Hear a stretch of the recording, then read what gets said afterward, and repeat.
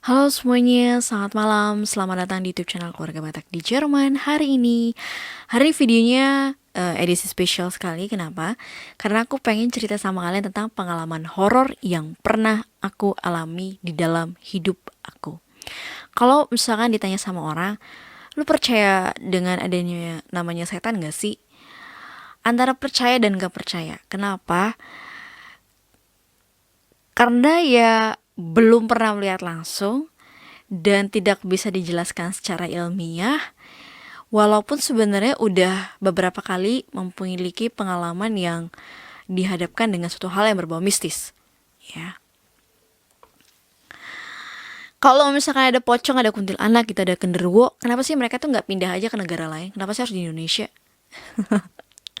Dan eh kalau di Indonesia nih ya, kalau misalkan lewat hutan atau lewat suatu tempat yang sepi itu pasti dianggap selalu angker dan segala macam. Sedangkan kalau misalkan kita di sini itu kita berdua, misalkan aku sama suamiku nih lagi jalan-jalan ke hutan, main sepeda di hutan, nginep di hutan, itu kayak kita nggak ada rasa takut, oh bakal ada pocong nih, ada kuntilanak atau ada genderuwo, nggak sama sekali tuh.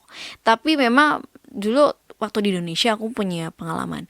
Sebenarnya di Jerman aku juga ada pengalaman di apartemen ini sendiri. Makanya tadi aku mau bikin video ini nih. Aku nunggu suamiku dulu. Aku nunggu suamiku pulang dulu. Nah, sekarang dia lagi main game dan sekarang saatnya aku akan cerita sama kalian pengalaman horor yang pernah aku alami. Yang pertama, kita mulai dari yang gak serem-serem dulu ya. Yang pertama ini aku mendengar suara langkah kaki dari lantai 3 ke lantai 2. Di mana? Di rumah aku sendiri di Jakarta.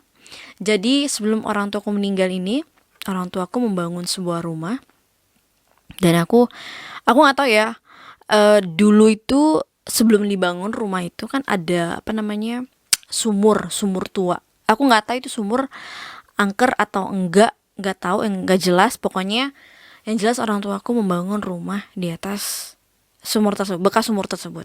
3 lantai. Lantai pertama itu ada ruang tamu, dapur, kamar mandi. Lantai kedua itu ada 2 kamar. Dan lantai ketiga itu tadinya ada kamar, terus dijadikan gudang setelah orang tuaku meninggal. Terus kalau misalkan jemur baju juga di atas, naruh-naruh tanaman juga di atas, sama kolam untuk ikan gitu juga di atas. Dan dulu ada kejadian dimana pas bokap itu lagi di rumah sakit. Jadi ada 2 sepupu yang lagi numpang di rumah. Dan mereka berdua ini dengar suara orang langkah kaki dari lantai 3 ke lantai 2 gitu. Jadi lantai 3 ke lantai 2 itu kan tangganya tangga kayu ya. Dari lantai 1 ke lantai 2 itu tangganya tangga besi. Jadi mereka dengar suara langkah kaki dan mereka pikir itu tadinya maling.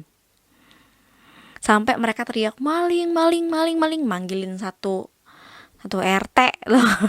Sampai banyak orang ke atas gitu. Ada yang bawa golok, celurit, karena takutnya yang maling beneran kan. Dan ternyata pada saat dicek itu tidak ada. Aku pun mikirnya secara logika ya, kalau misalkan maling itu masuk lewat mana? Jendela pintu terkunci rapat, tidak terbuka, tidak dalam keadaan terbuka. Kalau misalkan dari atas, bagaimana ceritanya? Memangnya dia Spiderman gitu? Apa Batman gitu? Karena kiri kanan sama belakang rumah itu dia tidak tingkat rumahnya guys. Yang belakang tingkat tapi tingkat 2, itu pun batas-batasan genteng gitu, langsung genteng ke rumah aku. Jadi gimana caranya itu? Kalau misalkan itu maling, itu gimana cara naiknya ke lantai 3 gitu. Nah, ternyata setelah orang tuaku meninggal, aku mengalami pengalaman tersebut. Jadi meskipun setelah orang tuaku meninggal itu rumah itu udah kayak rumah penampungan ya, siapa aja bisa tinggal di rumah itu dengan gratis.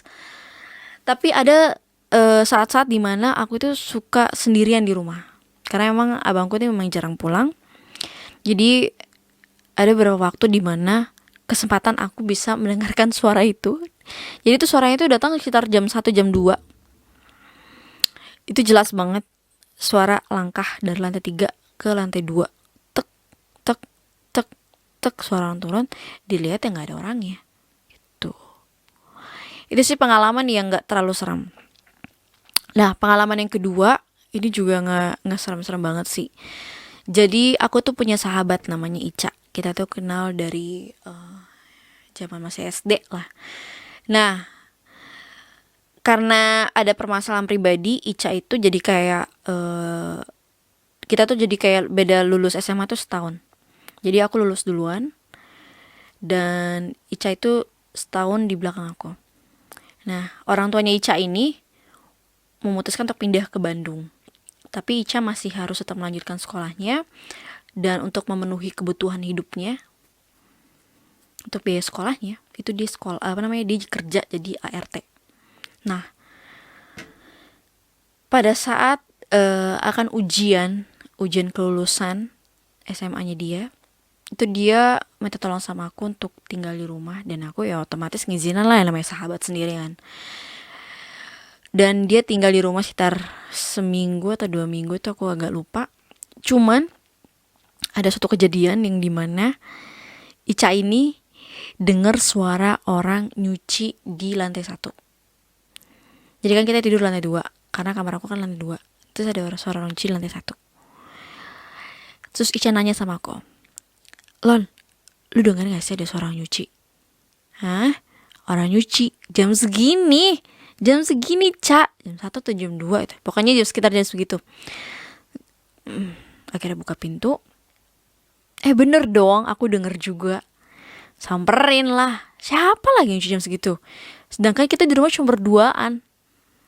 Dan ternyata pas dicek gak ada. Gak ada sama sekali. Dan suaranya juga ngilang. Dan itu kita dengar itu tuh gak cuman dalam 1 hari itu. Kalau gak salah keesokan harinya atau lusa itu juga kedengeran lagi.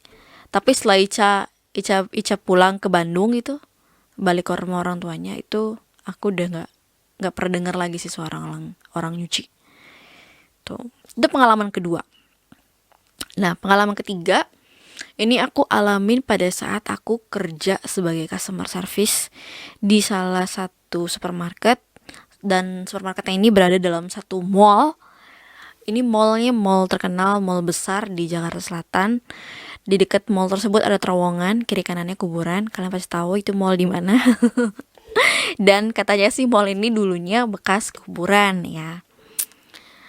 Nah, nggak ngerti dah tuh, katanya sih mitos-mitosnya ada aja kerangka badan yang masih tertinggal lah di bawah mall tersebut, atau katanya pada saat pembuatan mall tersebut ada yang meninggal. Nggak ngerti juga. Kalau aku sih nggak percaya mitos-mitos seperti itu, tapi aku ternyata punya pengalaman pribadi dalam mall tersebut. Suatu waktu aku dapat kesempatan shift di mana aku harus ngikutin program midnight sale dari mall tersebut. Jadi otomatis closing itu agak lama dibandingkan seperti biasanya. Tutup jadinya jam 12. Baru closing tutup nih. Tapi kan namanya sebagai customer service di supermarket, kita tetap juga ada namanya hitung-hitungan di ruang kasir. Nah, setelah hitung-hitungan segala macam, apalagi yang namanya midnight sale, transaksi banyak, terus kasirnya juga banyak, jadi kayak customer service nunggu dulu lah gantiannya dengan para kasir gitu. Dan selesai akhirnya jam 2 selesai nih. Jam 2 selesai. Aku dan temanku, kita berempat. Jadi aku, temanku 1 cewek dan 2 cowok. Ini kita mau balik nih ceritanya, ya kan? Dan kalau di supermarket tersebut, pada saat kita pintu karyawan di bawah, kalau kita mau keluar mall, itu antara kita lewat basement parkir atau kita naik lift ke atas dulu ke mallnya, baru kita bisa keluar. Nah, karena parkiran udah tutup, ya, akhirnya kita lewat mall, naik lift mau arah mall. Nah, kita naik berempat, dan pada saat di dalam lift kita berempat, guys, denger dengan jelas banget. Itu jelas banget, kita berempat denger, guys, suara cewek ketawa dong. Gila gak tuh? hihihi gitu. Itu suaranya. Dan pada saat lift itu terbuka, itu mall dalam keadaan gelap, udah nggak ada lagi nggak ada lagi customer yang berkeliaran karena udah mati lampu ya. Akhirnya kita berempat tuh ngibrit ngibritnya karena siapa juga ya kan ketawa cekikan kayak gitu di dalam lift. Nah, bisa dibayangin deh tuh. Aduh, sampai luar ya kan, luar mall ngos-ngosan. Karena emang jalan dari lift ke pintu keluar tuh jauh banget. Lumayan guys, jadi bisa dibayangin ya. Gara-gara suara cewek cekikikan kayak gitu dalam lift. Oke, dan yang paling horornya ini adalah aku ngadepin orang kesurupan. Ini real banget ya, karena dialami di rumahku lagi nih guys. Jadi seperti yang aku bilang tadi, jadi tuh setelah orang tuaku meninggal, memang di rumahku tuh kayak rumah penampungan, siapa aja tinggal di situ. Dan ada salah satu sahabatnya abangku namanya Bang Mitra. Dia ini kesurupan. Aku nggak tahu sih makhluk yang tadinya di dalam badan dia itu apa, nggak ngerti. Cuman ada satu hari di mana dia tiba-tiba tuh ke atas dan dipanggil itu nggak turun-turun. Nah, lantai 3 ini udah jadi gudang nih guys. Posisinya udah jadi gudang, udah gelap. Kita juga saking malesnya, males gonta-ganti lampu. Itu jadi nggak pernah dipasangin diganti lampunya. Jadi kayak gelap gitu aja. Karena aku juga takut sih kalau misalkan aku pasangin lampu, itu lantai 3 kadang suka angin gitu kenceng, angin hujan. Takutnya tiba-tiba koslet gitu atau gimana. Karena kan lantai 3 rumah aku itu cuman setengahnya doang yang dipakein genteng, bagian belakangnya dipakein genteng sama bokap. Jadi agak ngeri juga sih. Nah, lantai 3 tuh udah gelap, dia sendirian di atas, dipanggil-panggil nggak nyaut-nyaut. Akhirnya kita bertiga nyamperin ke atas nih, aku, abangku sama mantanku. Kita bertiga ke atas.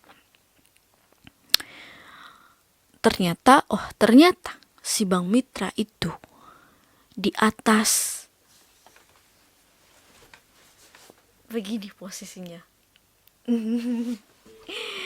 Di atas kayak lemari kecil gitu. Abis itu kita bingung nih, ini orang kenapa lagi kan? Posisi masalahnya gelap. Kita nggak mungkin dong nyadarin ini orang kalau emang beneran kesurupan di atas. Mending kita bawa dulu ke bawah nih orang. Nah, masalahnya adalah itu tangga rumah kita itu yang dari lantai 3 ke lantai 2 ini, itu tuh bukan bukan tangga yang lebar gitu. Tangga kita tuh tangga kecil guys. Akhirnya kita bertiga itu gulingin Bang Mitra dari atas sampai bawah. Diguling karena kita udah nggak sanggup kan, tangganya kecil, kita berempat itu kan ribet. Nah, sampai di lantai 2 mungkin ya, sosok yang di badannya dia itu kayak risih banget atau gimana karena kehadiran kita. Itu kayak ngamuk sengamuk-ngamuknya. Wow. Aduh, PR banget dah. Nggak ada takut, aku sih pada situ nggak takut sama sekali ya, karena yang aku pikirkan cuman, woi lu ngapain sih di rumah gua gitu loh. Lu tuh nggak ada hak di rumah gua untuk gangguin orang yang tinggal di rumah gua gitu. Akhirnya kita bertiga ini, karena kita Nasrani ya guys, kita berdoa, doa Bapak kami itu berulang-ulang kali. Ada yang pegang tangannya sambil pegang bahu, ada yang pegang ujung jempol. Ada yang pegang tangan, pokoknya gimana caranya ini sampai jangan ngamuk-ngamuk gak jelas. Akhirnya setelah kita doain berulang-ulang kali doa Bapak kami, keluarlah engkau iblis, keluar. Akhirnya kita kasih minum Bang Mitra. Dan besokannya baru aku berani nanya sama dia, lu ngapain sih di atas? Terus dia bilang, nggak tahu, emang gue ngapain sih di atas? Badan gue sakit semua, kata dia. Ya iyalah, badan lo sakit semua loh, orang lo kita gulingin dari lantai 3 ke lantai 2. Eh, peace Bang Mitra. Jadi gitu aja sih pengalaman horor yang pernah aku alami di rumah aku atau selama aku di Indonesia dulu. Dari dengerin suara orang kaki, langkah kaki, suara orang lagi nyuci, suara orang lagi ketawa, terus sampai ngadepin orang kesurupan. Untuk sampai detik ini sih puji Tuhan ya, tidak pernah apa namanya, tidak pernah dikasih lihat atau dikasih apa segala macam ya. Amit amit jabang bayi. Anyway, aku bukan indigo, aku tidak punya indera keenam. Ini hanya aku cerita pengalaman pribadi aku ya guys. Jadi jangan nanti ada lagi nanya-nanya bisa ngeliat ini nggak, bisa ngeliat itu. Gue cuma bisa ngeliat duit doang, ada duit atau enggak di dalam dompet gue gitu. So thank you for watching. Takutnya kepanjangan, takutnya kalian muak melihat mukaku. Sampai jumpa di next video selanjutnya. God bless you.